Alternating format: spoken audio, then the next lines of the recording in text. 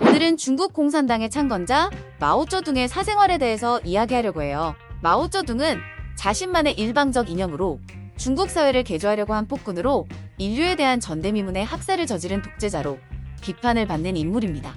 물론 아직도 많은 중국인민들이 그를 존경하기는 하지만요. 마오쩌둥은 1893년 청나라 후난성 샹탄에서 농부의 아들로 태어나 중국 공산당의 당수로 수백 명을 거느린 게릴라 부대 지도자로 시작해서 127만에 달하는 군대로 성장시켜 430만에 달하는 국민당군을 이기고 국공내전을 승리하여 중국 대륙을 손에 넣은 군사 전략가이자 중화인민공화국의 창건자입니다. 마오는 1949년 10월 1일 건국 후 초대 국가 주석을 맡고 당 주석을 거쳐 사망하기 전까지 무려 27년간을 최고 지도자의 위치에서 지냈죠. 1958년 마오가 시작한 과격하고 급속한 사회주의적 경제개혁인 대약진 운동과 10년간의 문화대혁명은 그가 1976년 사망함으로써 막을 내렸습니다. 이 시기 중국의 대다수 인민들은 연애는커녕 성적 자유조차 제대로 누릴 수 없었습니다. 연인 사이의 성적 접촉은 물론 청소년의 풋풋한 연애 감정까지도 부르주아 퇴폐 문화의 잔재로 비판당하던 시절이었던 것이죠. 말 그대로 젊음을, 이상을, 사랑을 강탈당하던 시기였죠. 마오쩌둥은 인민들에게는 그런 혹독한 정치를 펼치면서 정작 본인은 성적으로 매우 문란하고 퇴폐하게 살았습니다. 마음껏 여성들을 만났으며 집요하게 성욕을 드러냈습니다. 밀실에서의 마오의 행위들은 22년간 마오쩌둥을 따라다닌 주치의 리즈수이가 자서전을 발간함으로써 세상에 드러났습니다. 리즈수이에 따르면 마오의 사생활은 경악스러웠습니다. 겉으론 엄숙하고 장중하고 자상하고 친절한 노신사 같았지만 그는 노상 여인들을 노리개 삼았죠. 특히 말년의 마오의 생활은 극도로 문란했다고 하는데요. 그에겐 다른 오락이 없었죠. 여인들을 끼고 놀며 희롱하는 게 유일한 취미였죠. 그리고 마오의 경호를 책임졌던 중앙경위국장 왕동싱은 인생 막판에 한몫 보려 했나? 아니라면 어떻게 그토록 집요하게, 그토록 큰 점욕을 드러낼 수 있나? 라고 평했을 정도로 마오쩌둥의 사생활은 문란했습니다. 오늘날의 평가는 폭군으로 평가되지만 당시 중국에서 인민들에게 마오쩌둥은 신과 같은 존재였습니다. 참고로 당시 중국인들 사이에서 마오쩌둥의 위상을 간략히 설명하자면 아주 극소수의 중국인들에게만 천안문 꼭대기에 서 있는 마오와 악수할 수 있는 기회가 주어졌고 실제로 그런 사람들은 마오와 악수한 것을 기념하기 위해 몇 주 동안은 손을 씻지 않았다고 합니다. 또한 그 사람들의 친지들 역시 마오와 악수를 나눈 그 손을 만져보기 위해 멀리서까지 모여들기 일쑤였고 나아가 문화대혁명 시기에는 마오가 노동자들에게 나눠준 망고 열매조차도 신성한 물건으로 취급되어 재단에 안치되기도 했으며 심지어 이들은 그 열매를 삶아 한 모금만 마셔도 마치 굉장한 마력을 지닌 물을 마신 것처럼 생각하기도 했죠. 하지만 마오쩌둥도 사실은 인간일 뿐이었죠. 그래서 나이가 들수록 발기부전을 비롯해 각종 병마에 시달리고 있었습니다. 그러던 중 서부중국 유니온 대학에서 의학 박사 학위를 취득한 후 시드니에서 체류하고 있던 리즈수이란 의사를 불러서 자신의 주치의로 삼게 됩니다. 이후 리즈수이는 22년간 마오쩌둥의 주치의로 활약하면서 보고 듣고 느낀 점들을 기록해 회고록에 담았죠. 마오쩌둥은 1953년 12월에 환갑이 됐습니다. 평소 마오쩌둥은 인간의 성생활이 12세부터 60세까지 한정되어 있다고 오랫동안 믿어온 터였는데 나이가 들어 성불구 증세를 여러 차례 경험하자 겁이 났는지 1955년에 건강검진을 받게 되죠. 리즈수이에 따르면 마오쩌둥의 왼쪽 고환은 정상인보다 작았고 오른쪽 고환이 음낭이나 서해로 내려가지 않고 복강에 머물렀다고 합니다. 이 때문에 리즈수이는 마오쩌둥의 올챙이를 추출했고 전립선 검사를 했죠. 전립선과 성기능은 문제가 없었지만 정자에 이상이 있어서 마오쩌둥은 더는 아이를 가질 수 없다고 결론이 내려지죠. 그 얘기를 듣자 마오쩌둥은 그렇다면 내가 내시가 되었단 말인가? 라고 물어봅니다. 이에 리즈수이는 정자에 이상이 있을 뿐 성욕과 성기능에 장애가 오는 것은 아니라며 마오쩌둥을 안심시켰습니다.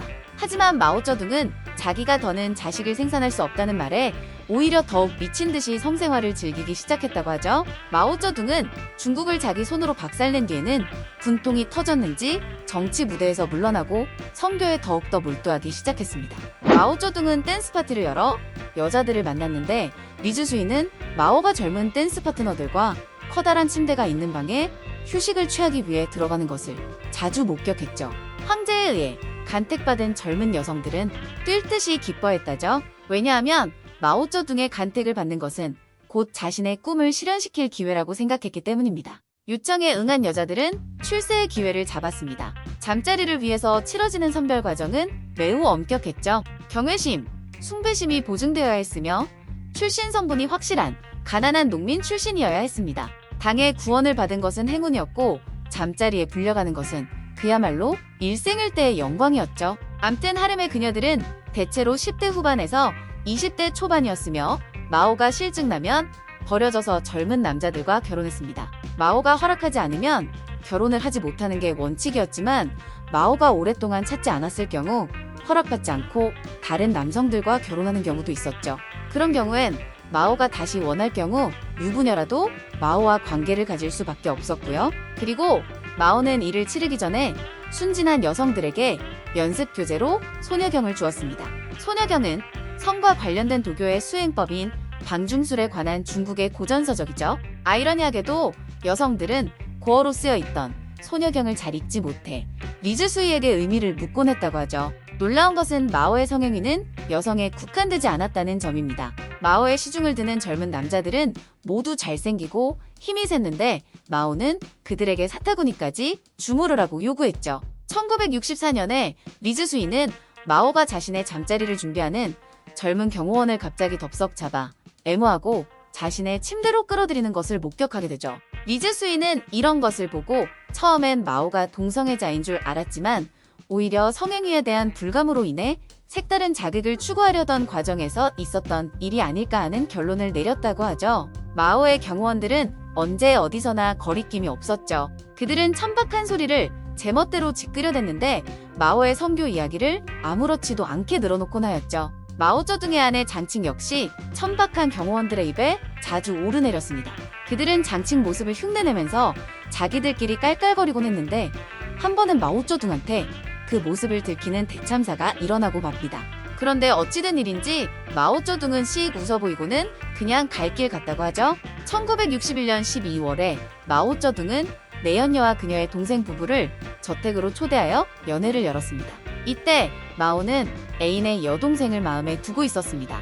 여동생의 남편은 장교였는데 자신의 아내를 마오에게 바치는 것을 전혀 치욕스럽게 생각하지 않았죠. 오히려 영광이었으며 진급을 위한 동아줄이라고 여기고 있었습니다. 만찬이 끝났고 마오는 그 여동생의 남편만 집으로 돌려보냈죠. 그리고 3일이 흘렀습니다. 마오는 3일 동안 두 여자와 한 침대에서 시간을 보냈다고 합니다. 상하이 시장과 안후이 시장을 만나기로 한 약속도 취소한 채로 말이죠. 사생활 담당으로서 온갖 더럽고 추잡한 짓거리들을 오랫동안 보아온 왕동식마저 이 일에는 분노를 터뜨렸다고 합니다. 상식적으로 봐도 이 일은 금도를 넘은 것이었기 때문입니다. 이렇게 난잡한 성생활을 계속하다 보니 마오쩌둥은 트리코모나스라는 성병에 걸리고 맙니다. 트리코모나스는 전염률이 매우 높은데 남성에게는 별다른 증상이 없고 여성에게만 증상이 나타나는 것이었죠. 따라서 마오는 자기가 이 병에 걸린지도 모른 채 자기의 여자들에게 성병을 다 퍼뜨리게 되고 말죠. 그리고 성병에 관한 얘기를 들은 마오는 여자들을 치료하라고 리즈수이에게 보냈습니다. 그런데 여자들은 성병에 걸린 것을 수치스러워하거나 걱정하는 것이 아니라 오히려 자랑스러워했습니다. 왜냐하면 여자들에게 있어서 그 병은 마오와 여자들의 밀접한 관계를 증명하는 것이었기 때문이죠. 거기다가 주성님의 주치의한테서 진료를 받는 특권을 갖게 되다니 그것 또한 자랑거리가 된다고 생각한 것이었죠. 그런데 이 병의 치료는 여자들만 치료한다고 끝나는 일이 아니었습니다. 당연히 이 병을 치료하려면 환자와 환자의 파트너가 동시에 치료를 받아야 하는 병이었죠. 리즈수이는 이러한 사실을 마오쩌둥에게 설명하며 마오쩌둥이 치료를 받아야 한다고 했죠. 리즈수이의 주장에 마오쩌둥은 내가 괴롭지 않으면 문제될 게 없어. 그런데 자네는 왜 그 문제에 대해서 그렇게 흥분하는 거지? 라고 의아해합니다. 이에 리즈수이는 장칭이 감염되면 어쩔 거냐고 설득하죠. 그러자 마오쩌둥이 그 사람하고는 이미 오래전부터 안 했어 하고 웃으면서 손을 절레절레 흔들었습니다.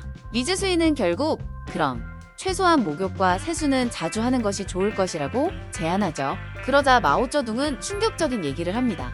나는 여자의 몸속에서 씻고 있어 라고 말이죠. 물론 아침마다 냉수욕하고 수영도 좋아하는 마오쩌둥이긴 하지만 현대인처럼 몸 구석구석을 씻지는 않았죠. 하지만 마오쩌둥의 이 같은 말에도 리즈수이는 의사로서의 사명감이 있었습니다.